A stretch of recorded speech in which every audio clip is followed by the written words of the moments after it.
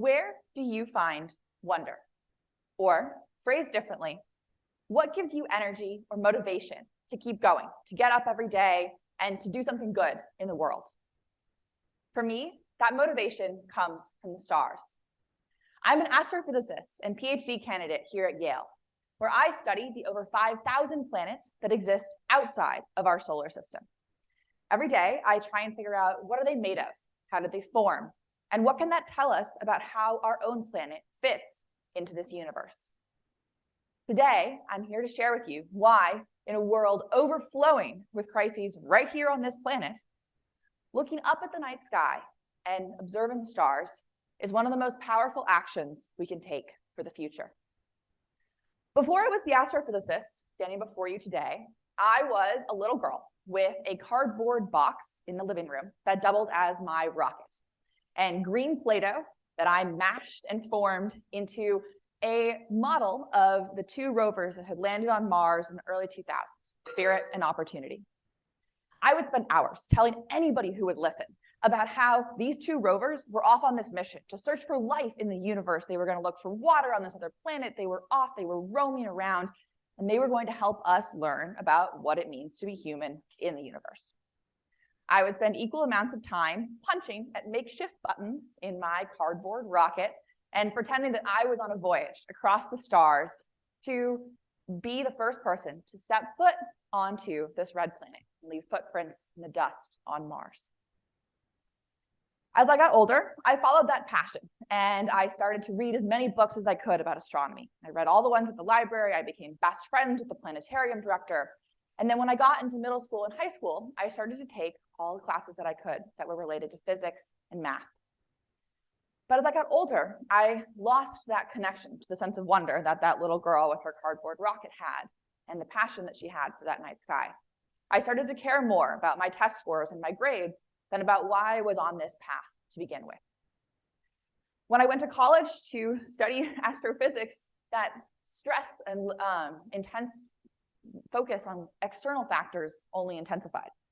I was living out my dream, ostensibly. I had gone from not knowing what the Ivy League was to attending the best astrophysics program in the country. But at the same time, I was experiencing the highest levels of stress in my life. I had panic attacks before exams. I would find myself clenching my eyes shut to keep tears from falling out when I thought about all the problem sets I had to do, the exams I had to study for, and just the applications that I had to write to keep going forward. And then the pandemic hit, and the stress levels only intensified. I graduated from my living room and submitted my senior thesis from my childhood bedroom. In that time when the world was paused, I realized that that level of stress that I was feeling was just unsustainable. I could not continue to pursue my PhD, which I was set to go do and start here, if I was still living under this level of stress and anxiety. It was unsustainable. So I stopped and I started to do a period of very serious self-reflection. I realized that what had energized me and what had given me motivation to keep going in those moments of extreme stress was the remaining connection to that sense of wonder felt by the little girl with her cardboard rocket and her Play-Doh rover.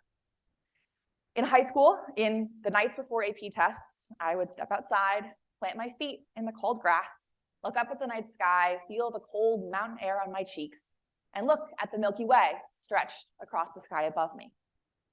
In college, when finals had me locked in the library, I would trudge back to the dorm, my backpack on, full of textbooks, and I would find my head craned toward the sky, looking for my favorite constellations, a constant in a stressful and overwhelming and constantly changing environment.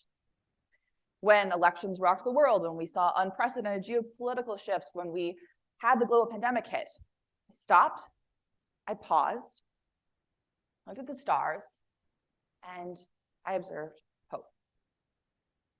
In a world filling over with crisis after crisis, we can find a reservoir of energy and motivation to get up each day and keep fighting for the future by practicing the art of observing hope. Now, hope is a well-studied topic. There are people here at Yale who have whole labs devoted to the research of this. It's something there are numerous books written about the psychology of hope and how it plays out in our communities and in our daily lives. What I'm here to talk to you about today is the practice of observing hope through the night sky. We can't proclaim hope for the future unless we find it in our lives daily. So I'm on a mission to study the stars and to find this strength and wonder from the night sky that's above us every day, to have strength to fight for the battles that I care about deeply right here on our planet.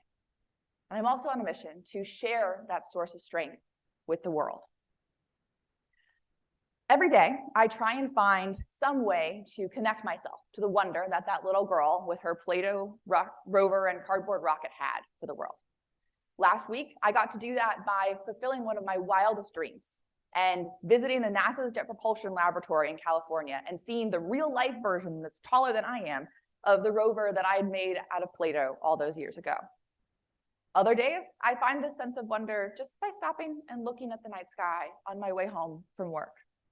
Still other days, when it's cloudy, like today, you can find that sense of wonder in my research, where as I look at the data that we have about these planets, photons that are collected from stars that are light years away from us, that come through these telescopes, and this data tells us about what these planets are made out of, how they interact with other planets in their systems, what their atmospheres are like.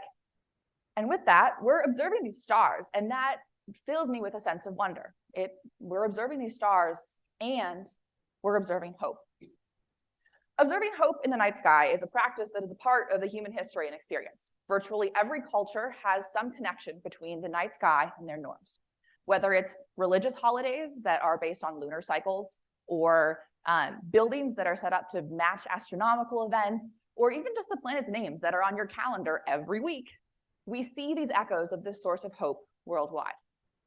Every day when I go into the office, I see the faces of 4 women, albeit on Legos, who are models of this source of hope. The NASA Women in Space Lego set has Drs. Sally Ride, Mae Jemison, Nancy Grace Roman, and Sally Ride, Nancy Grace Roman, and Mae Jemison. They all sit in their little miniature figurines on my desk and are reminders of people who saw this source of hope and persevered through intense challenges to change the world because of it. Mae Jemison was the first African-American woman in space, and she is an advocate for education and inclusion. Sally Ride was the first American woman in space and redefined what it means to be a woman in STEM. Margaret Hamilton was a computer scientist and mathematician who helped to write the code that sent the Apollo astronauts to the moon. And Nancy Grace Roman is known as the mother of Hubble. She helped to design the Hubble Space Telescope, which just celebrated its 30th anniversary and has been taking data that has revolutionized our understanding of the universe for the past 3 decades and has captured the imagination of both scientists and the general public. All 4 of these women epitomize what it means to look at the night sky and to find a sense of hope and wonder in it, even when the world is telling you to not go after what you believe in. They all persevered through intense societal, personal, and intellectual challenges to succeed in feats like sending humans to the moon, taking the deepest images of our universe ever, and doing spacewalks at the International Space Station while hurtling in free fall around our planet. There are but 4 examples of a history rich with people who looked to the night sky, captured this sense of wonder inside of them, and then used that hope as motivation to act in the world. And that's critical because action is what separates hope as a form of toxic positivity from a source of strength and motivation to get up every day when the world seems completely overwhelming. We know that current ways of thinking won't solve the many crises ahead of us. To fight climate change, to battle inequities, to just baseline make a world where everyone is respected. We need to act differently. And to act differently, we need to think differently. Observation of the night sky is a tool that can help us do just that. It forces us to think about how our precious planet fits into this dark, enveloping cosmos, and to find a sense of wonder and hope in that perspective. When we look at the night sky, we have a choice. We can either succumb to this overwhelming feeling of isolation, or we can find hope. We can observe hope. Hope that guides us into action to protect all the precious life on this one precious planet that we have. Even the most cynical of people can find hope in the night sky. And by tugging on that thread of wonder, the effects spill out into our lives, our communities' lives, and the world around us. Now, there are some who would say that to pursue anything that's based just around hope is just completely unwarranted, or that to Try and call on this source of hope is to live in a fantasy that absolves us of any responsibility to act. I want to be crystal clear that this invitation to observe hope in the night sky is not an invitation to go outside at night, look at the stars, feel warm and fuzzy, and then go to bed completely comfortably. No. Rather, it is an invitation to sit in the disquieting reality that we are infinitely tiny in an infinite universe and to find hope in that feeling, to observe hope.